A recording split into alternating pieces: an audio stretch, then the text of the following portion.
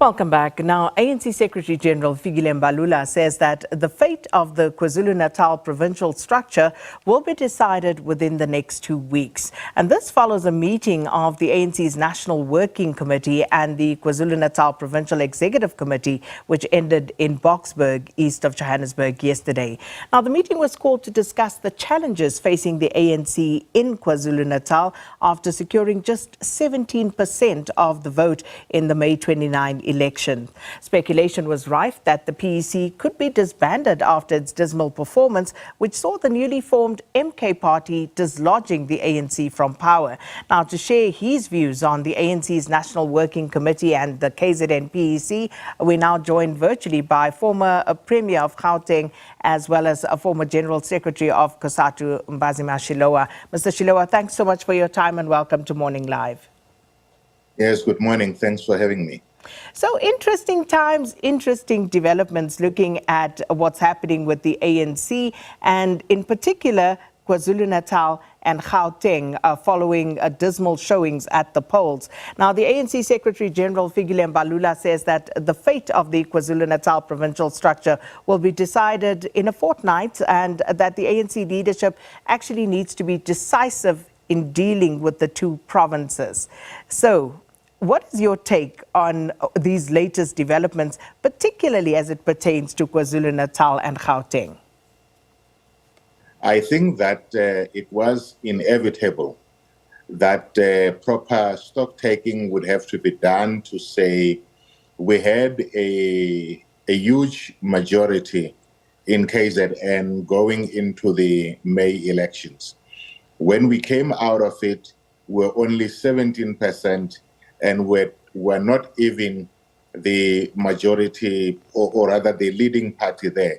MK is the leading party with at least close to 45% there. So one has to be able to ask the tough questions.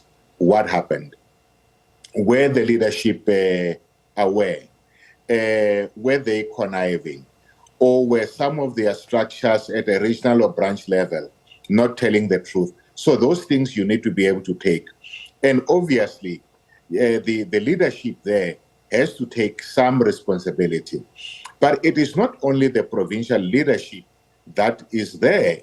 There's also NEC members deployed in that province.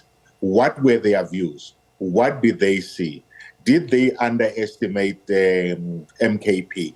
And therefore, going forward, will they be able to dislodge MKP into 2026 local government elections, or is it going to be decimation further? So I think that decision will have to be made. And it seems that the ANC's view is that, one, it's either you disband or you augment them. Disbandment just simply means you're going to be causing more strife. It doesn't mean you can do it. It just means you must be willing to accept that there's likely to be more strife. Augmentation means that you're going to have people who add there, but then may be told, look, you can't make this or that decision because you were not elected, were elected. So it may be that they will dissolve them, but keep most of the PEC members, but bringing in new people. So if we take a bit of a deeper dive into KwaZulu-Natal and the election outcome there, it was stated yesterday that the structures in KZN are weak. The election outcome clearly shows that the party was obliterated in the province. But touching on some of the reasons that you've just given us, so far we're told the outcome was as a result of the MK party, but that the ANC fared poorly because the province also needed to work on getting its structures more in tune. But what's your take on that? Did they underestimate MK as a force to be reckoned with in KZN? I think they did underestimate MK, but also I think, remember this very same leadership when they came in, even the previous one, relied too much on the authority of Jacob Zuma. All of them would always be going there to say, we're going to be asking for advice and all of that. So it's clear that within the region, he's still respected. It may also be that, just like in other provinces, even their own membership on the ground may also have been inflated, in terms of branches, saying we've got this and that numbers, in order to be able to influence the outcome of the provincial conference, regional conferences, but also going to Nazareth. But that when it came to doing work on the ground, it was very clear that there was no organization on the ground. So I think they underestimated, but I think maybe the structures have also collapsed. So that last point, would you say that was by design or by default? Because there is also talk about some people within the ANC structures in KZN who actually owe their allegiance to MK rather than the ANC. Yes, but I don't think it's the majority by design. I think most of it would have happened in the lead up to, to the conference in Nazareth in 2022. And once you have had a conference, most structures collapse. But if you also look at eThekwini, even before MK came into play, they had already lost the majority in that metro. So MK, yes, played an important role. There would have been people who were playing for both sides, as it's being said, but that could only happen also because you've got weak structures. I mean, if you look at, say, Limpopo, MKP did make some inroads there, but because the structures are solid, they were able to ensure that, no, they don't make any inroads. In Gauteng, they were able to make some inroads, both in part in terms of how structures are, but it must also mean even here, structures were weak, that people were not telling the truth. People would say, yeah, no, we've got the numbers behind us. But even when polling was telling them differently, they kept on saying, no, those polls are not going to bring anything. So you found that people say, we will go to their rally, we will eat food, we'll take the T-shirts, but we are going to vote differently. So in the past, Mr. Shilowa, structures have been disbanded due to several reasons. Sometimes it was over infighting that often spilled over into government. And if you look at what has been happening in Gauteng and KwaZulu-Natal in particular, and we're focusing on these two because the ANC seems to be focusing on these two in particular at this point in time. So if we look at what has happened previously, what will be the impact if the NEC ultimately took the decision to disband the KZN and Gauteng leadership structures? It depends on who they bring in. I'll give you a few examples. If you look at Limpopo, Castle Matali and his PEC were disbanded. Later, a new PEC came into play. It seems that even though there may still be squabbles here and there in terms of governance, but the province have remained solid. If you look at the Northwest, there was disbanded in terms of Supra and his people. They came back, was disbanded, and it just means that you are not able to get stability in there. In Gauteng, you do have political stability, even though there was a disbandment, I think around 2000.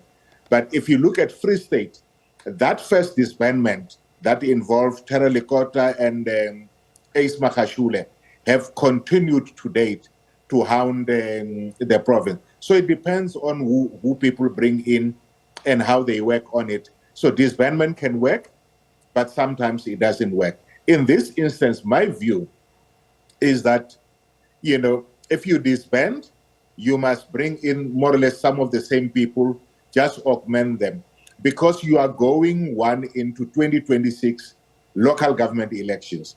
It's going to impact on you if you don't go there united. And MK and EFF are not going to stand by and say, well, let the ANC sort themselves out. They're going to use whatever strife is there to woo more members, to woo more leaders onto their side. But secondly, you're also going to the NGC. You don't want the NGC to become a war zone and then focus on the leadership issues instead of focusing on the other issue that says the ANC has lost a majority in Gauteng, in Northern Cape, in KwaZulu-Natal, and nationally. And in a number of provinces, those have also been reduced, even though they remain the majority. How do we change our fortunes? Where are the weaknesses? How do we strengthen the organization? How do we make this renewal work not for the ANC, but work such that people who are not members of the ANC, who are voters of the ANC, look there and think, we didn't want to vote them because of corruption, maladministration, infighting, but we think now they've mended their way and therefore we need to give them another chance. But would you think that any sort of tampering with the provincial executives in KwaZulu-Natal and Gauteng would, of course, lead to some alignment and, of course, some push when it comes to the NGC, because the president is in his second term. You and I spoke about this yesterday. I said, you know, in your second term, you are yesterday's man. You said you are dead men walking in your second term. So this obviously will lead to some form of contestation. Those who may be unhappy about what is done to their provinces may coalesce around that sort of disgruntlement, if nothing else. They may coalesce in terms of that disgruntlement. But, you know, whatever coalescing, because the NGC does not make any changes to the leadership, it will just be starting to say who and who are we going to bring in. I don't think that will impact on Ramaphosa because, as we were saying, not only is he dead man walking, he's at a train station waiting to alight, you know. So what the ANC's focus, even if you have those coalescing, if you don't coalesce about, if you are in Gauteng, you have lost the 3 metros, how are you going to get back those 3 metros? You don't have a majority in Mohale City. How are you going to get back that Mohale City? Your Mfuleni as the ANC, even though you have a majority, is a mess when it comes to government. How are you going to make those changes? That is where the focus should be, rather than spilling blood on the floor. We have just about a minute, Mr. Shilowa, just a quick one. There is, of course, also, you wrote about it as well, a school of thought that says responsibility and accountability should not only be sought from the provincial leadership of KZN and Gauteng. Umtolo from KZN basically saying that the president and the SG should equally shoulder responsibility for the ANC's poor showing overall. Your take on that? Yes, I agree that the ANC itself fared poorly. They are at 40%. They are in government because the DA and other parties have agreed to work with them to form a government of national unity, quote unquote. So if you want to talk about responsibility, you need to say, yes, the provinces must take responsibility, but surely the national leadership would also have been aware that if we act this way or that way, these are the results that we're going to get. For instance, they would have said we're going to deal with issues of fraud and corruption. I don't think they dealt with those issues. So as a result, you must also say we take responsibility. But it is easy to disband the regions. Nobody is going to disband the NEC until at the last conference. So how does it take responsibility? And finally, like I said to you, even in that PEC in KZN, there are NEC deployees. led, say, by Zizi Kodwa, what responsibility do those people take? So I would argue everybody needs to take responsibility. It may be that the axe falls differently depending on how tall or low the tree is. Well, Mr. Shilowa, pleasure speaking to you. Thanks so much. Former Gauteng and former Gauteng Premier and former General-Secretary of Cosatu, Mbhazima Shilowa, sharing his views on the ANC's National Working Committee and the KZN PEC meeting that took place yesterday in Boksburg.